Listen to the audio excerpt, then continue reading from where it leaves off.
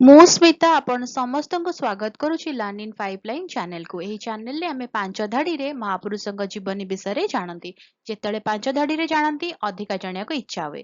ଯଦି ଅଧିକା ଜାଣିବାକୁ ଇଚ୍ଛା ଅଛି କମେଣ୍ଟରେ ଜଣେଇବେ। ଆମେ କ'ଣ କରିବା ନା 10 ଧାଡ଼ି 15 ଧାଡ଼ି ବା ଲମ୍ବା ଏସେ ମହାପୁରୁଷଙ୍କ ବିଷୟରେ ନେଇକି ଆସିବା।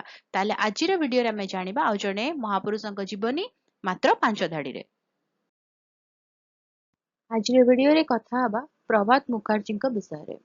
ପ୍ରଭାତ ମୁଖାର୍ଜୀ ଜଣେ ପ୍ରସିଦ୍ଧ ଐତିହାସିକ ଏବଂ ବିଦ୍ୱାନ ଥିଲେ, ଯିଏ ଓଡ଼ିଶାର ମଧ୍ୟଯୁଗୀୟ ଇତିହାସ ଏବଂ ଜଗନ୍ନାଥ ସମ୍ପ୍ରଦାୟର ବିବର୍ତ୍ତନରେ ବିଶେଷଜ୍ଞ ଥିଲେ।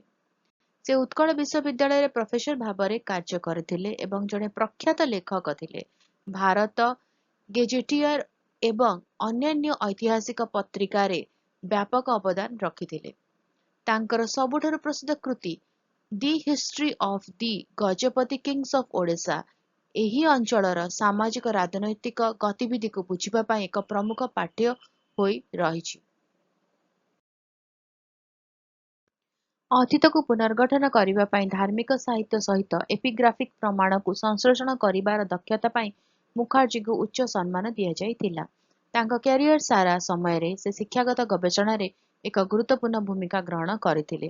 ଆଧୁନିକ ଭାରତରେ ଓଡ଼ିଶା ଇତିହାସର ଅଧ୍ୟୟନକୁ ପ୍ରତିଷ୍ଠା କରିବାରେ ସାହାଯ୍ୟ କରିଥିଲେ। ଭିଡ଼ିଓଟି କେମିତି ଲାଗିଲା ମୋତେ କମେଣ୍ଟ କରିକି ଜଣାଇବ। ଯଦି ଭଲ ଲାଗିଲା ଟିକେ ଲାଇକ୍ କରିଦେବ, ଭିଡ଼ିଓକୁ ସେୟାର କର, ଚ୍ୟାନେଲକୁ ସବସ୍କ୍ରାଇବ କରି ବେଲ୍ ଆଇକନ୍ ପ୍ରେସ୍ କରି ଅଲ୍ ନୋଟିଫିକେସନକୁ ଅନ୍ ରଖିଥାଅ। ତାହେଲେ ରହୁଛି, ଦେଖା ହବା ଆଗାମୀ ଭିଡ଼ିଓରେ। ନମସ୍କାର।